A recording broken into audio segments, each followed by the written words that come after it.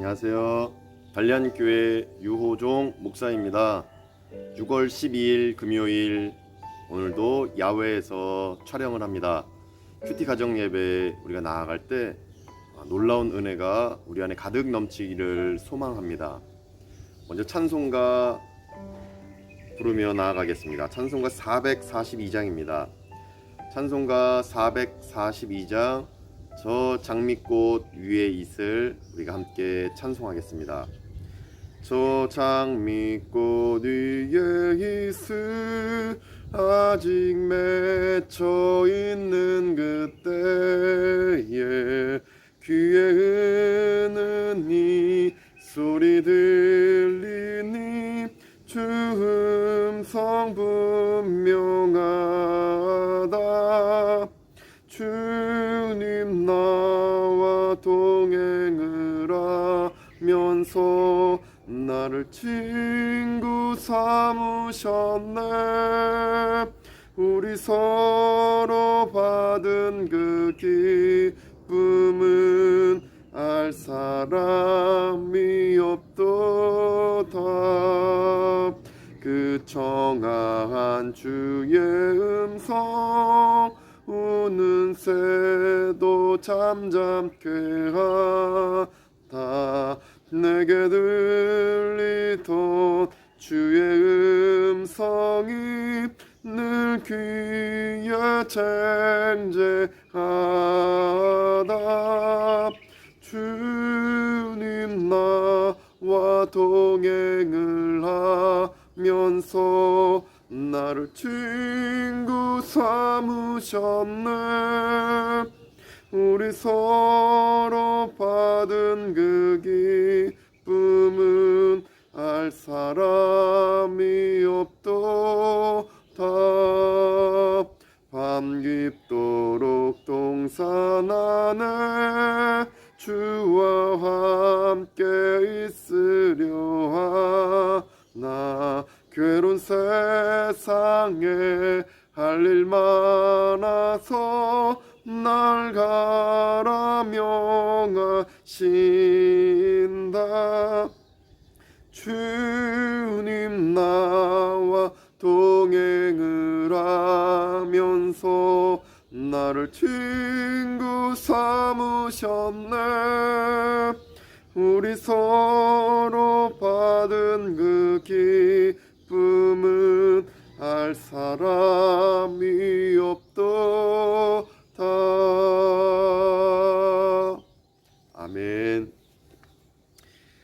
오늘 주시는 말씀은 사무엘상 8장 1절에서 22절까지 말씀입니다. 사무엘상 8장 1절에서 22절까지 말씀 제가 봉독하겠습니다. 사무엘이 늙음에 그의 아들들을 이스라엘 사사로 삼으니 장자의 이름은 요엘이요 차자의 이름은 아비야라.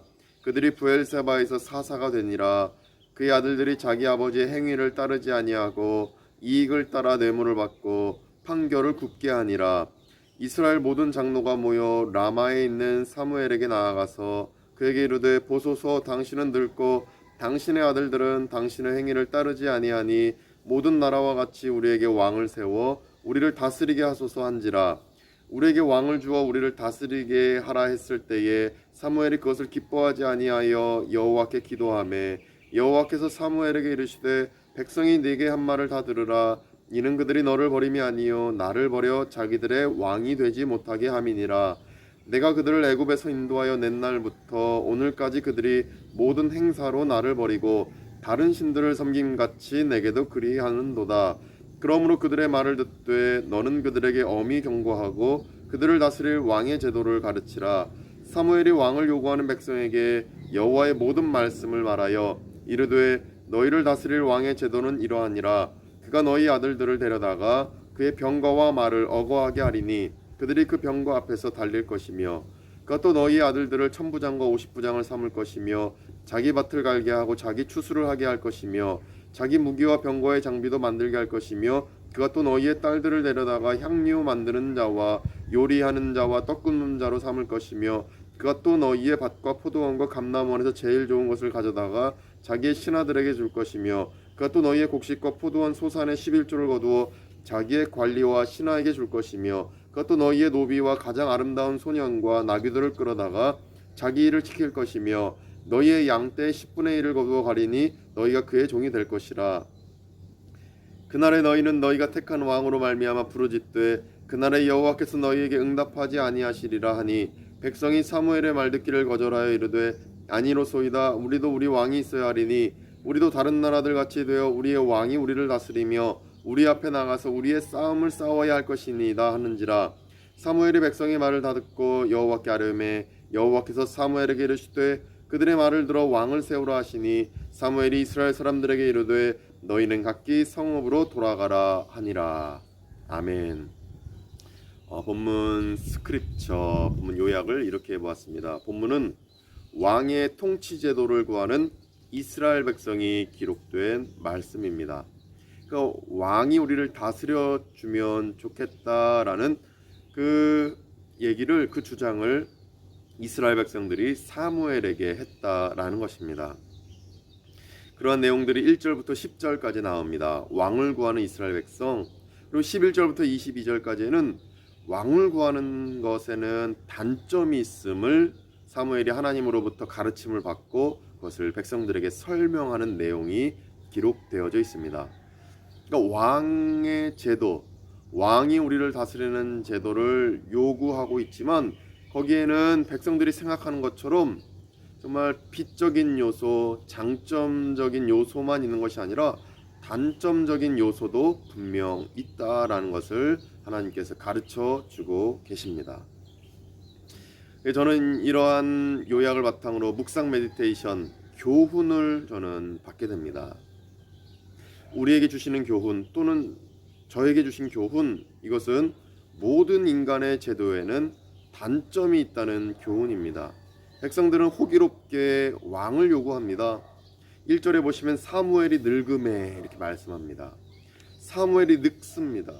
사무엘이 늙은 시점에 그의 아들들, 2절에 보시면 요엘, 둘째 아들은 아비야입니다. 요엘과 아비야, 사무엘의 아들들인데 이들이 3절에 보시면 판결을 굽게 하는, 잘못된 판결을 행하는, 아버지와 같지 않는 그 능력의 소유자임을 보게 됩니다. 이러한 것에 좀 안타까움을 느끼고 환멸을 느낀 백성들이 왕을 요구하게 되는데, 그러나 옳다구나, 잘됐다, 이참에 왕을 요구해야겠다라는 심정으로 왕을 요구했던 것입니다. 왜냐하면 왕을 요구했던 그 마음 중심에는 7절에 보시면 여호와께서 사무엘에게 이르시되 백성이 내게 한 말을 다 들으라. 이는 그들이 너를 버림이 아니요 나를 버려. 이렇게 말씀하십니다. 그러니까 백성들은 사실은 사무엘 그리고 그 아들 요엘, 아비야, 그들의 통치에 불만을 느끼고 있었던 것도 있지만 하나님을 버리는 마음으로 왕을 요구했던 이스라엘 백성들의 불신앙적 요소를 하나님이 말씀하고 있는 것입니다. 근데 하나님은 그러나 왕의 제도를 허락해 주시려고 하십니다. 왜냐하면 이 왕의 제도는 훗날 다윗 왕을 통해 완전한 하나님의 그 이 땅 지상의 나라에서의 그 모습을 다윗 왕이 실천하고 구현해냅니다. 그러나 궁극적으로 예수 그리스도께서 왕이 되시며 온 인류를 구원하실 그 나라를 만드시는, 하나님의 나라를 만드시는 그 왕의 모습을 예표하시고 보여주시고자 왕의 제도를 사실은 허락하시려는 마음을 갖고 계십니다.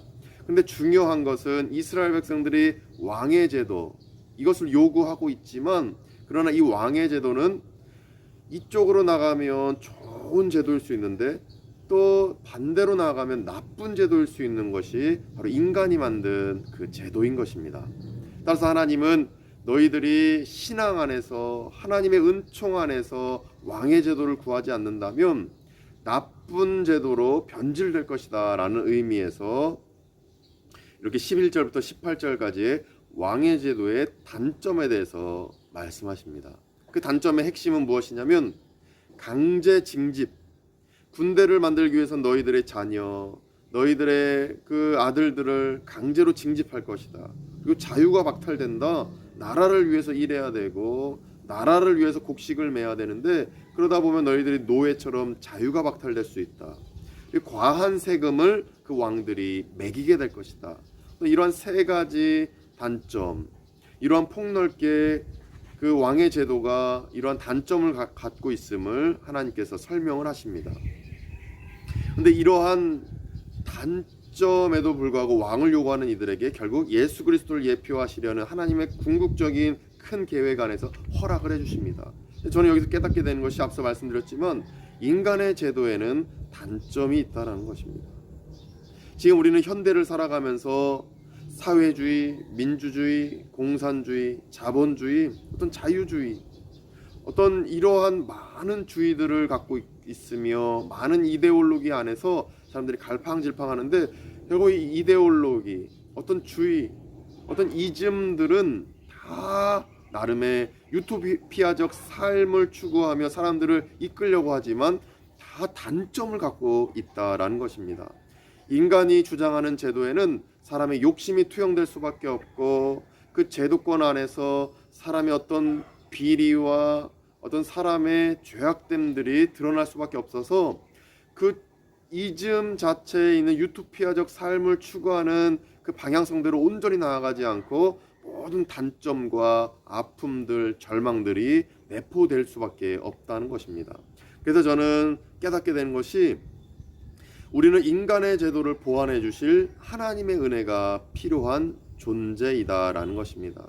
모든 우리가 추구하는 이즘 안에 각 나라들이 추구하는 중국은 중국대로, 미국은 미국대로, 대한민국은 대한민국대로, 독일은 독일대로, 일본은 일본대로, 덴마크는 덴마크대로, 영국은 영국대로, 모든 인도네시아는 인도네시아대로 다 각 나라에서 주장하는 정치 제도, 그리고 어떤 이즘, 그 나라의 경제 제도, 그 나라의 어떤 교육 제도, 모든 제도에는 단점이 있는데 그 단점을 보완해 주실 분은 여호와 하나님이시다라는 것입니다. 그래서 우리는 하나님의 은혜를 구해야 됩니다. 그 모든 단점과 모든 인간이 만든 제도를 보완해 주실 하나님의 역사가 필요한 것입니다. 이것을 오늘 본문을 통해 우리는 깨달을 수가 있는 것입니다. 11절부터 18절까지의 단점이 있습니다. 왕의 제도라는, 인간이 만든 왕의 제도에는 단점이 있습니다. 결국 하나님의 은혜, 예수 그리스도의 은혜가 투영될 때, 적용될 때 인간이 만든 제도는 온전히 유토피아적 제도로 나아가는 온전한 역할들을 감당하는 제도가 될 것입니다. 따라서 우리가 적용할 점은 내가 속해 있는 가정의 제도, 내가 속한 학교라는 제도, 내가 속한 사업장이라는 제도, 내가 속한 교회 제도, 내가 속한 국가의 제도가 하나님이 역사하시는 제도로 온전히 적용되어져서 단점이 없는, 장점만 있는 제도로 온전히 나아가도록 우리가 속해 있는 그 집단의 제도를 위해서 기도해야 될 것입니다. 이렇게 할 때 온전한 방향으로 어떤 비리도 없이, 어떤 시기 질투도 없이, 어떤 단점도 없이 내가 속한 그 제도 안에 있는, 사람이 만들어 놓은 그 제도이지만 하나님의 역사 안에서 사람들을 평안하게 할 것이고 우리의 인생을 형통하게 만드는 제도로 발돋움하게 될 줄 믿습니다.